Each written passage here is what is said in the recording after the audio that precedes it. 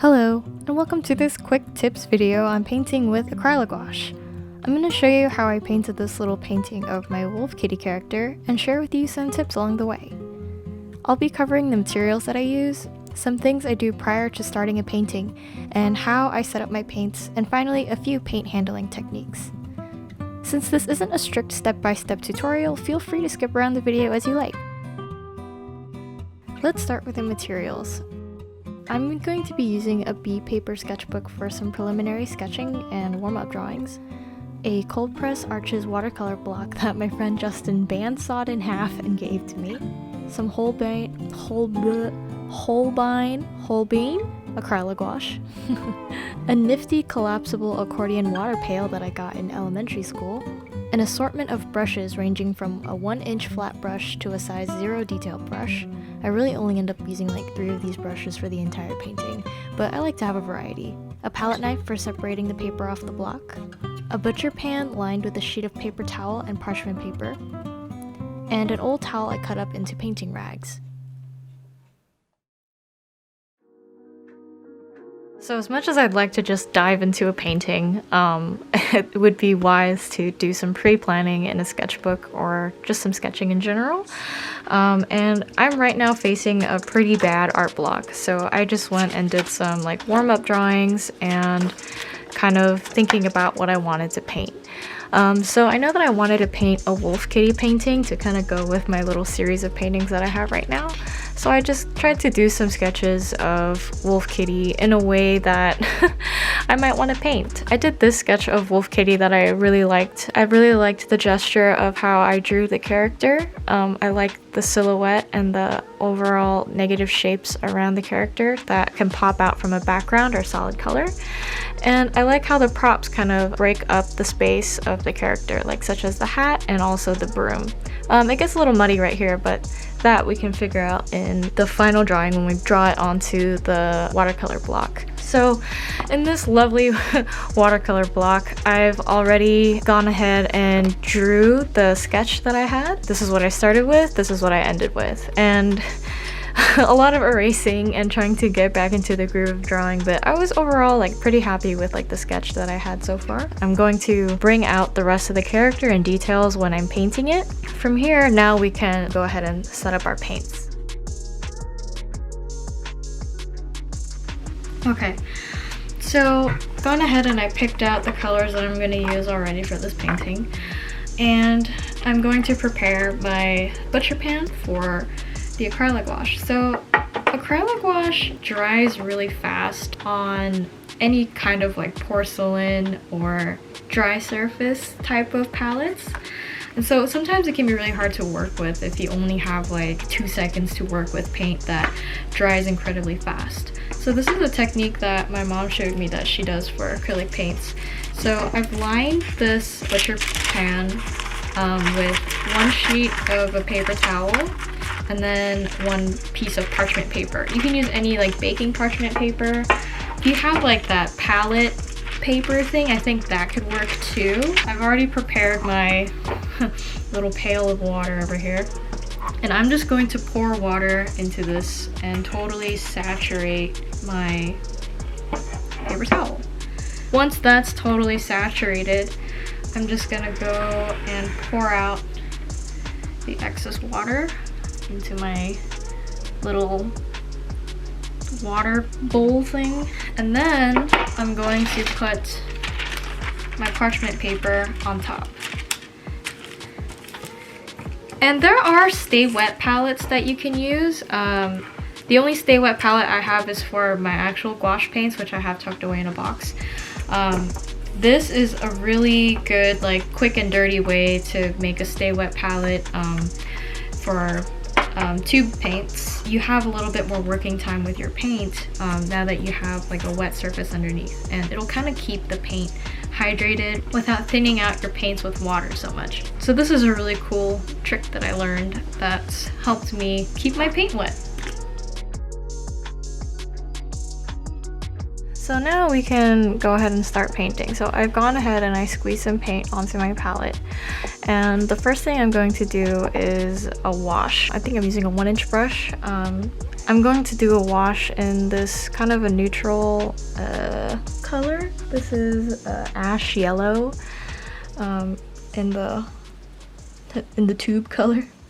So what I'm gonna do is I'm gonna create like a really watery wash right here. So a wash helps me be fearless of a white canvas. Not only does it mirror your color palette with the tint, but also helps you start the painting.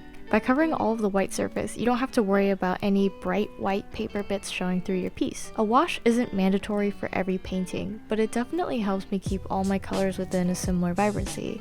If you want to skip doing a wash, but want to keep a similar tint to your painting, you can pick one color in any amount to mix into your selected palette. After the wash has dried, we can start the actual color bits. The paints directly out of the tube has quite a thick body to it. This can be hard to spread on toothy paper, so I like to thin the paints with a little water until I have a desired flow. Be mindful that by adding more water, you're thinning the actual opaqueness of the paint. What I love about Acrylic Wash is that it has the same velvet finish as traditional water-based gouache, but it dries permanent like acrylic. Traditional water-based gouache can be harder to control since it can be reactivated with water once it's dried. This can make painting over certain parts of your painting and adding layers really difficult. But because this is an acrylic-based paint, we can easily add layers and layers of paint after each layer has dried.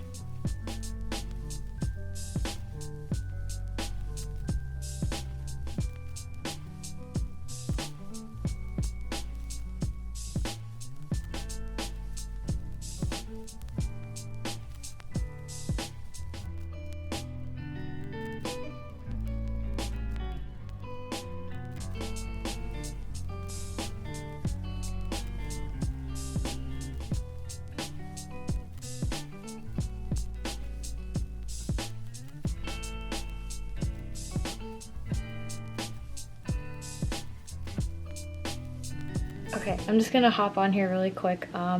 So my camera kept dying because I didn't charge my battery and I only have one. So I left to the store to go pick up another battery for my camera at Best Buy. And just to kind of show you guys like how much working time I have with these paints, having the wet paper towel underneath still keeps these paints very nice and wet.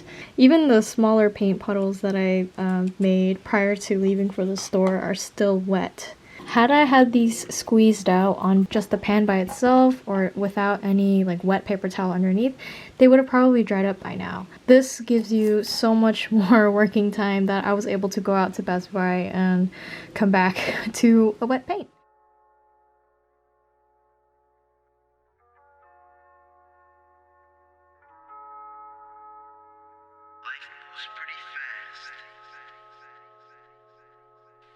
You don't stop and look around once in a while, you could miss it.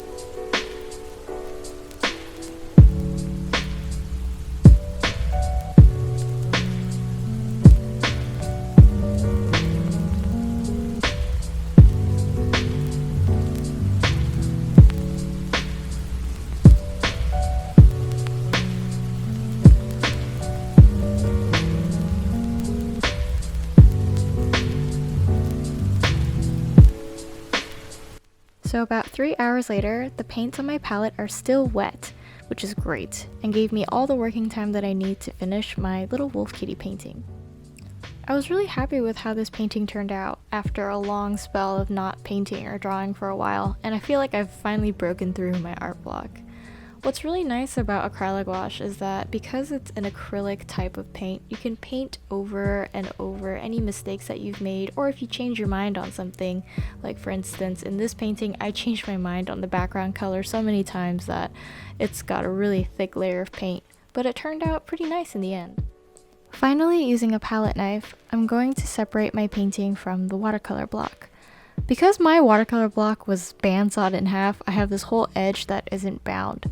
On a regular watercolor block that isn't cut in half, there'll be a small slit at the top that's about maybe 1.5 inches wide, where you can slide in your palette knife and remove it from the block. And that's it! That's all of the tips I have for you for this video. I hope that it's helped in some ways. Let me know if you have any questions. Feel free to leave a comment down below, and I'll see you in the next one. Bye!